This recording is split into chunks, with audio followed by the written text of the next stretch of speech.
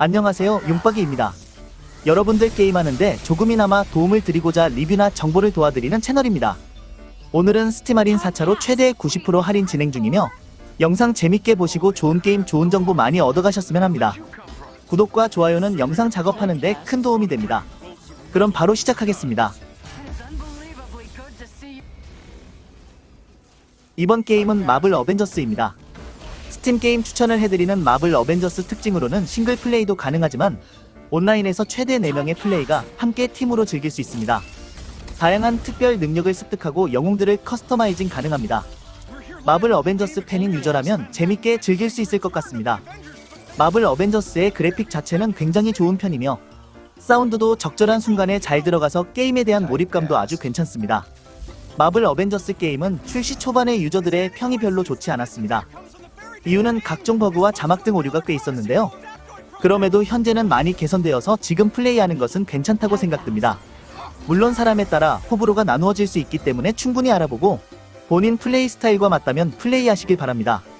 더 궁금하신 분들은 이미 플레이한 유저들의 영상을 참고해 보시기 바라며 스팀 전체 리뷰는 비록 혼합적이지만 최근에는 대부분 긍정적으로 변경되었으니까 잘 참고해서 결정해 보시기 바랍니다. 그래도 가격이 너무 저렴하니 한번 해보시는 것도 괜찮을 것 같습니다. 이번 게임은 인사이드입니다.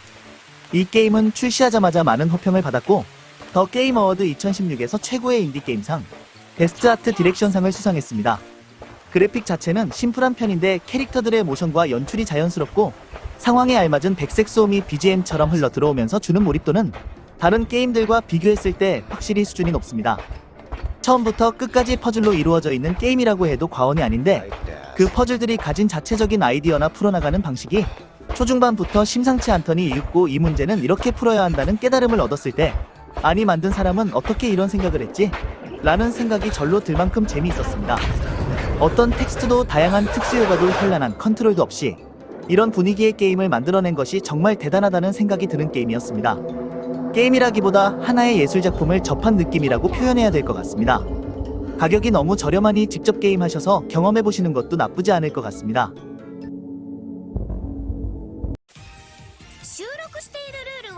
이번 게임은 뿌요뿌요 테트리스입니다.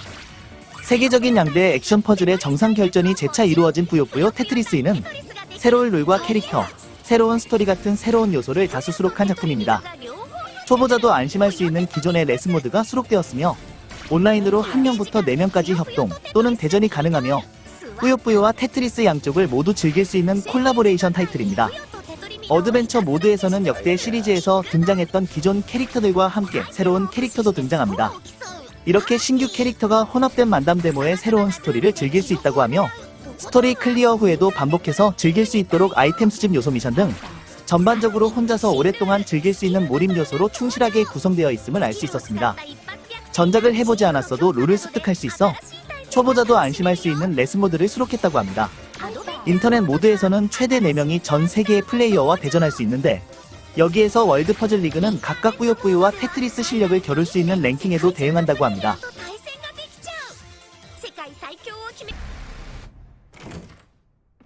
이번 게임은 바이오하자드 7 레지던트 이블입니다. 이 작품은 바이오하자드 빌리지의 바로 이전 이야기로 주인공도 당연히 이후 작품인 빌리지와 동일한 에단이 주인공인 작품입니다. 바이오하자드 시리즈가 좀비들과 사투를 벌이는 게임이지만 바이오하자드 7 레지던트 이블은 좀 다른 구조를 띠고 있습니다. 스토리는 여전히 감염과 관련되어 있긴 한데 플레이 방식이 그동안 바이오하자드 시리즈에서 보여줬던 것과는 달랐습니다. 설정으로는 베이커 가족은 사상균이라는 바이러스에 의해 성격이 난폭해진 데다가 능력도 생겨 포악하고 잔혹한 괴물 사이코로 변해 있는 상태로 에단인 플레이어는 미아를 구하러 산 깊은 곳에 있는 저택에 들어왔지만 본인도 덩달아 납치를 당한 까닭의 졸지의 구조를 기다리는 신세가 되어버렸습니다. 저택을 돌아다니는 베이커 가족을 피해 다니며 단서를 찾고 열쇠를 이용해 방들을 열며 최종적으로는 미아와 함께 탈출하는 게 목적 게임입니다.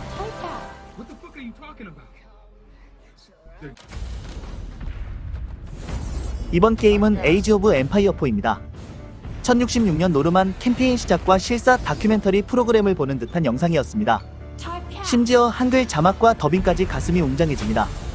먼저 윌리엄 공작과 그의 병사들을 조작해 헤이스팅스 전투를 직접 경험합니다.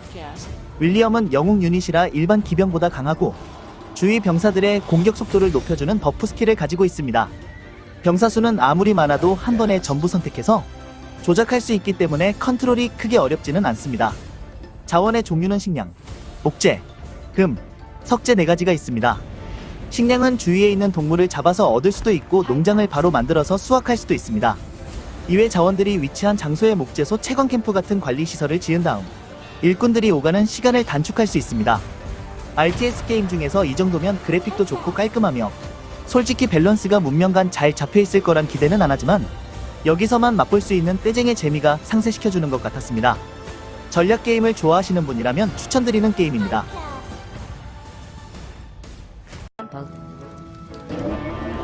이번 게임은 포탈 1,2입니다. 포탈 게임은 세계 최대의 전작 게임 유통망인 스팀을 운영하고 있는 밸브사에서 직접 만든 게임입니다. 2007년에 나온 게임이라 그런지 그래픽에서 2000년대 감성이 느껴집니다. 캡슐 안에서 주인공이 깨어나고 그 주인공을 우리가 조종하게 됩니다. 초반에 게임을 시작하면 포탈건이란 괴이하게 생긴 총을 획득할 수 있습니다. 원리는 간단하며 이 총으로 주황색 광선과 파란색 광선을 쏠 수 있는데 이 광선이 벽면에 닿으면 각 색깔에 맞는 포탈을 열 수 있게 됩니다.